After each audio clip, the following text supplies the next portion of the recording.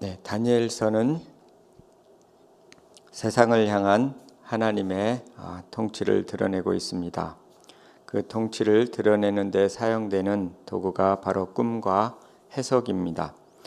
다니엘서 2장에서는 꿈에 큰 신상이 나왔고 그리고 다니엘은 그것을 해석했습니다.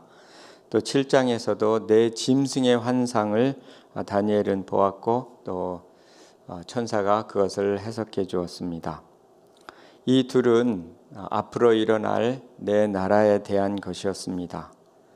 바벨론과 페르시아와 또 헬라와 로마에 관한 예언이었던 것입니다. 이제 8장에서는 숫양과 숫염소의 환상입니다. 장차 일어날 그 나라들에 관한 것인데 이 숫양은 메대와 바사를 의미하고 숫염소는 그 후에 일어날 헬라 나라를 상징합니다.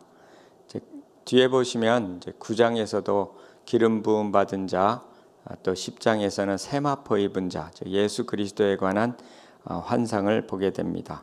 10장 후반절에서 11장에 보시면 남방왕과 북방왕이 서로 싸우는 이야기가 나오는데 그것은 이 8장에 나오는 숫염소 환상 중에 네 나라 중에 한 왕이 일어나서 파괴하는 한 왕이 일어난다 그랬는데 이 왕에 대한 내용이 즉 남방왕과 북방왕과의 서로 싸움에 관한 것과 그 중에 한 비천한 집권자에 관한 통치자, 즉 같은 사람입니다. 8장에 나오는 이것을 아주 자세하게 11장에 이제 환상을 보여주고 있습니다. 이제 12장 마지막에는 이제 세마포 입은 환상이 나오며 종말에 관한 예수 그리스도의 재림과 종말에 관한 이제 환상을 또 다니엘은 보게 됩니다. 이와 같이 다니엘서는 환상을 에 관해서 자주 반복적으로 앞으로 일어날 나라들에 관한 반복적인 그 환상을 보여주고 있음을 알 수가 있습니다. 다니엘에게 왜 이런 환상을 계속해서 보여주고 계실까 하는 질문을 하게 됩니다. 한 가지 알 수 있는 것은 그 당시 바벨론의 포로가 되어서 살면서 앞이 깜깜하고 어떻게 하나님의 백성으로서 살아가야 할지 매우 어려운 또 핍박 가운데 있던 그런 상황이었습니다. 그러나 이 환상을 보았을 때 하나님 그 모든 나라가 세상 나라가 하나님의 손안에 있다는 것, 그리고 하나님께서 결국은 승리하신다는 것, 이런 환상을 통해서 다니엘은 이 환상을 깨닫고 그 당시에 그 어려운 환경 속에서 영원하신 하나님의 나라 그리고 하나님을 바라보며 또 하나님과 동행할 수 있었겠다 하는 것을 우리는 알 수가 있습니다. 그런 어려움 중에도 위로가 되었고 또 그런 어려움 중에도 올바른 목표와 그 비전을 가지고 살 수 있었다 하는 것입니다. 이와 같이 환상은 곧 비전인데 이 환상은 우리에게 목표를 갖게 합니다. 이것이 없을 때 우리의 삶은 방자하게 되는 것입니다. 다니엘은 그 바벨론의 포로 상황 속에서도 목표를 잃지 않고 올바로 나아갈 수 있었던 것은 일평생 하나님과 동행할 수 있었던 것은 그리고 자신이 해야 할 일이 무엇인지를 깨닫고 살 수 있었던 것은 바로 이 환상 때문이었다 하는 것입니다. 잠언 29장 18절에 묵시가 없으면 즉 비전이 없으면 백성이 방자히 행하거니와 율법을 지키는 자는 복이 있느니라 말씀하고 계십니다. 오늘 본문도 여러 환상 가운데의 일부 이야기입니다. 오늘 말씀을 통해서 이 환상 즉 비전에 관해서 함께 묵상해 보기를 원합니다. 오늘 말씀을 통해서 배울 수 있는 첫 번째 교훈은 하나님은 비전의 하나님이시다 하는 것입니다. 비전을 갖고 계시고 그리고 그 비전을 보여주시는 분이시라는 것입니다. 오늘 말씀 15절에 보시면 나 다니엘이 환상을 보고 그 뜻을 알고자 할 때 사람 모양 같은 것이 내 앞에 섰고 내가 들은즉 을레강 두 언덕 사이에서 사람의 목소리가 있어 외쳐 이르되 가브리엘아 이 환상을 이 사람에게 깨닫게 하라 하더니. 다니엘은 환상을 보았고 또 하나님께서 천사 가브리엘을 통해서 그 환상을 해석해 환상을 이제 다니엘에게 깨닫게 해주라고 이제 명하셨습니다. 이 환상은 영어로는 비전이라고 되어 있습니다. 한글 성경에서 환상이라고 하는 단어가 가장 많이 사용된 책이 바로 성경책이 다니엘서입니다. 찾아보면 개역 성경에서 찾아보면 60번이 나옵니다. 환상에 관해서.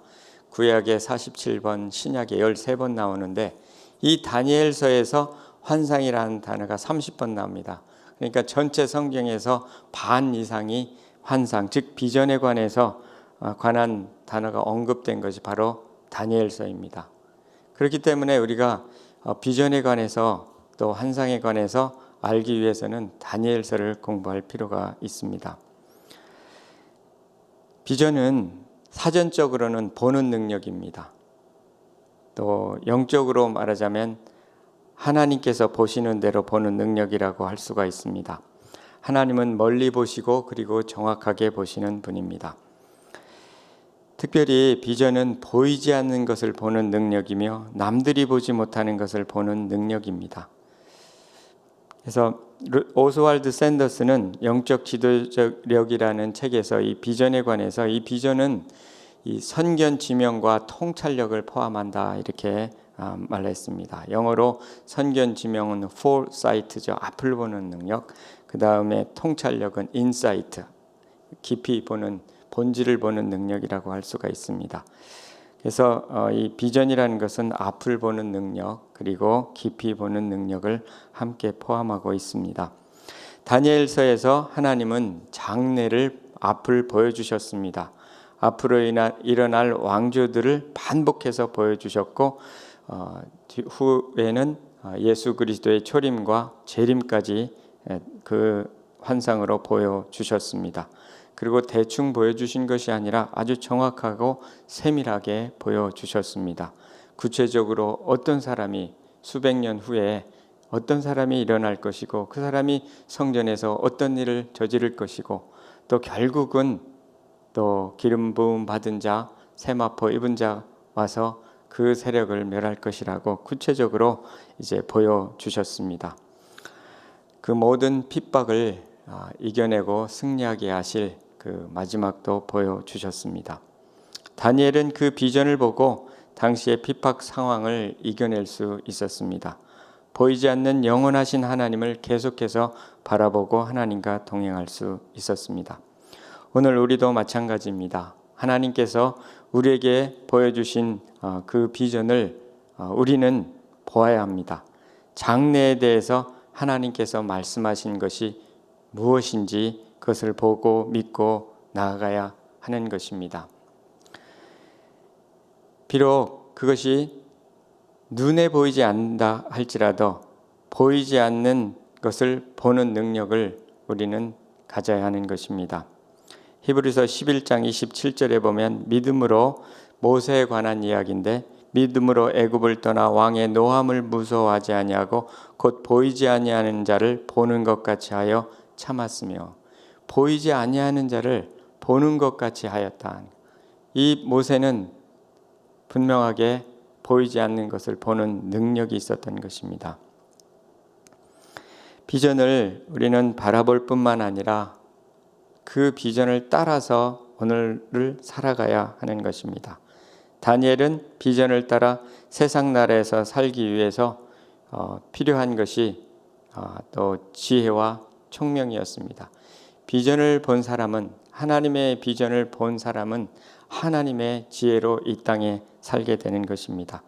그래서 다니엘서에서 이제 비전이란 말이 가장 많이 나온 것과 함께 지혜라는 말이 아주 많이 나옵니다. 그것도 이렇게 단어를 찾아보면 지혜서인 잠언과 전도서 외에 한 장당 지혜라는 말이 가장 많이 나온 것이 바로 다니엘서입니다. 마찬가지로 또 연관된 것이 바로 형통이라는 단어가 각 한 장마다 몇 번 나오느냐 보면 다니엘서에서 가장 많이 납니다. 성경에. 형통은 강 목사님 말씀하신 대로 과업을 성취하는 것입니다. 그 과업을 성취하는 것과 비전과 이 지혜가 다 연결된 것입니다.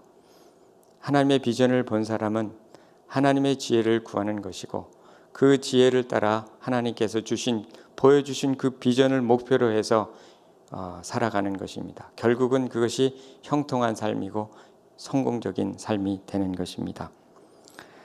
우리 각자에게도 하나님께서는 성령을 통하여 비전을 보여주시기를 원하십니다.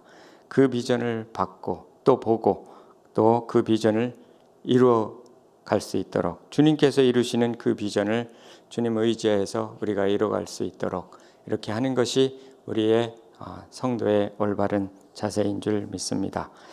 하나님께서 주시는 그 비전을 다 보고 그것을 따라가는 여러분 되시기를 소원합니다. 두 번째, 비전은 끝에 관한 그림입니다. 17절에 보면 그가 내가 선 곳으로 나왔는데 그가 나올 때 내가 두려워서 얼굴을 땅에 대고 엎드리매 그가 내게 이르되 인자야 깨달아 알라 이 환상은 정한 때 끝에 관한 것이니라.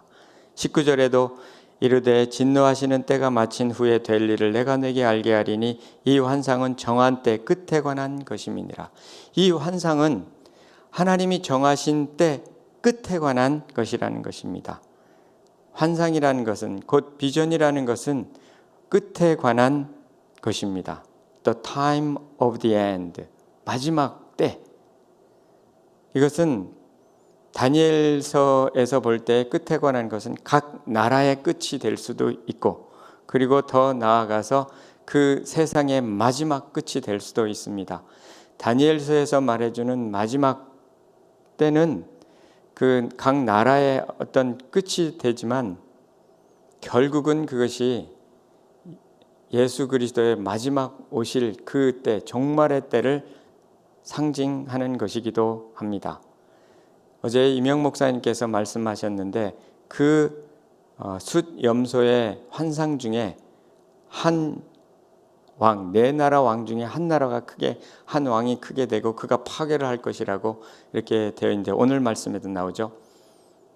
그 왕은 실제 일어났던 역사적인 인물이기도 하고 또 다른 한편으로는 적그리스도이기도 합니다. 마지막 때에 일어날 적그리스도를 상징하는 것입니다. 이와 같이 마지막 때에 관한 말씀이 곧 비전인 것입니다.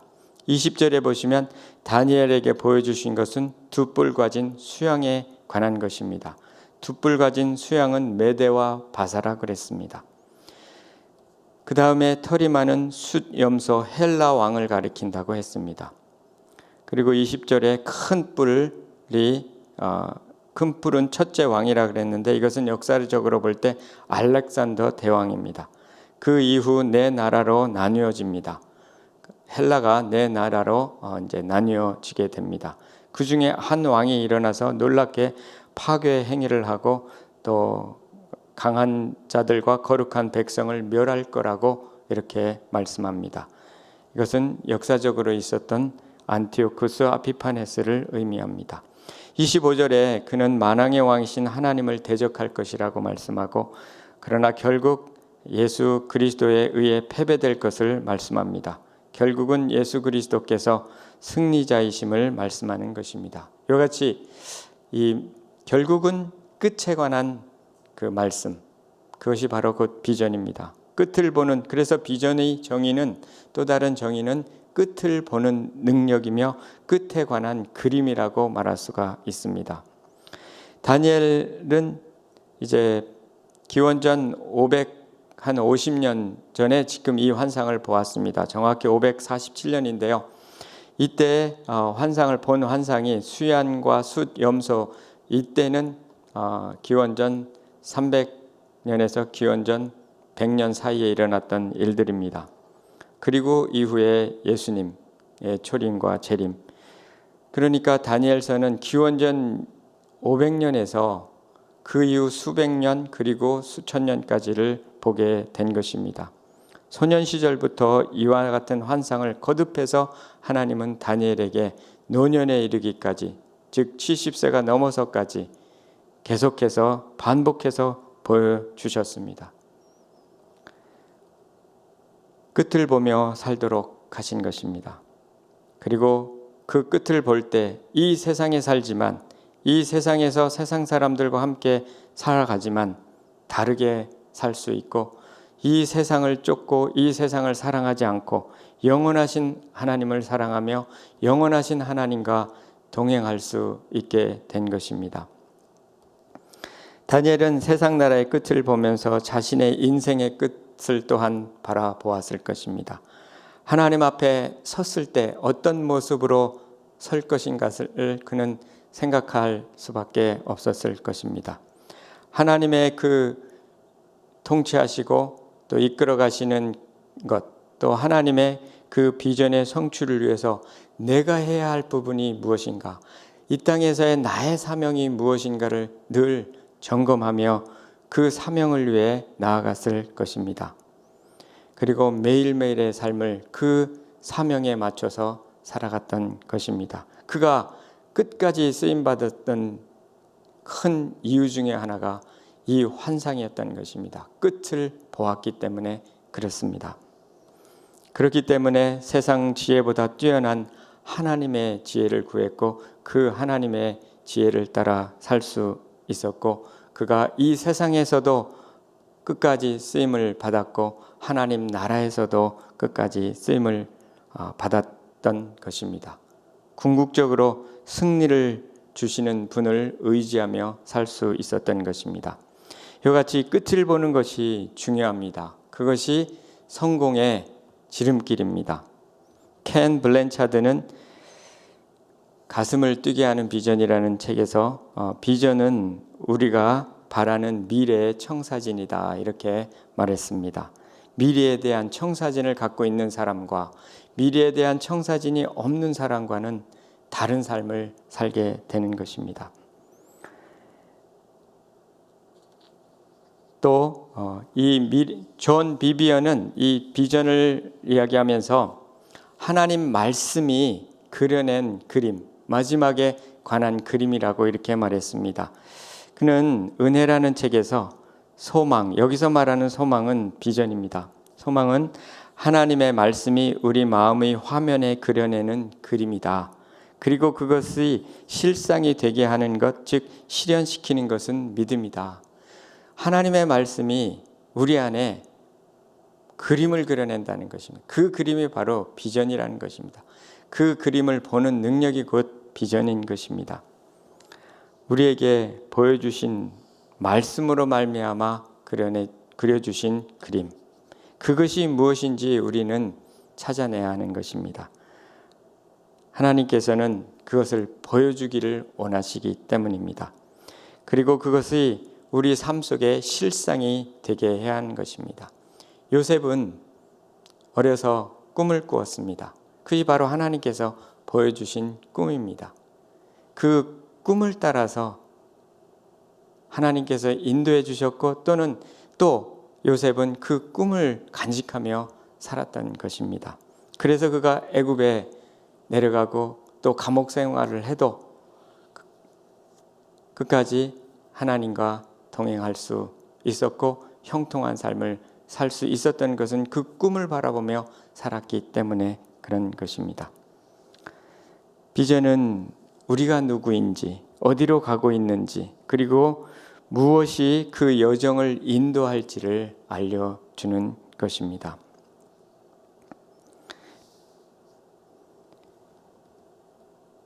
다니엘이 바로 이 끝을 보며 산 사람입니다. 비전을 보며 산 사람입니다. 그래서 여러 왕과 왕조를 거치면서 총리 대신으로 살았고, 그때마다 하나님께 영광 돌리는 삶을 살고 하나님을 드러내는 삶을 살 수 있었던 것입니다. 그것이 바로 그가 끝을 보며 살았기 때문인 것입니다. 이와 같이 비전은 끝에 관한 그림입니다. 끝에 관한 하나님의 말씀이 우리 안에 그려주신 그림이라고 말할 수 있습니다. 각자마다 하나님께서 그려주시는 그림이 있습니다. 저에게도 그 그림이 있습니다.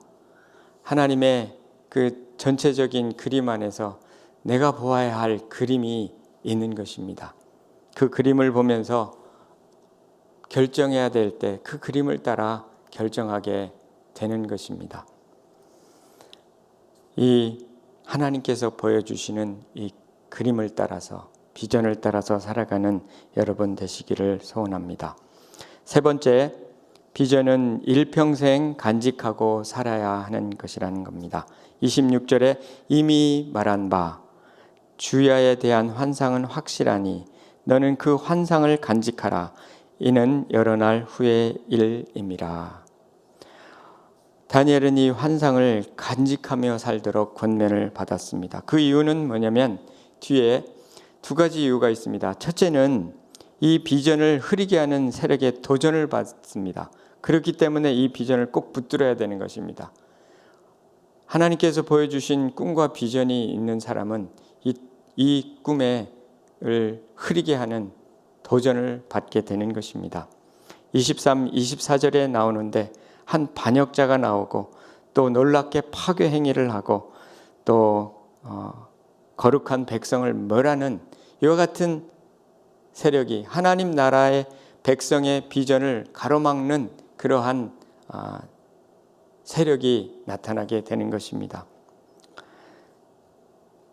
예전에 드라마에 보면 전 다 보지는 않았지만 주몽과 대조영, 저는 대조영은 보았습니다. 선덕여왕도 조금 보았고 여기 보면 항상 이들에게는 어쨌든 하나님께서 보여주신 것은 아니지만 나름대로 꿈을 본 것이 있습니다.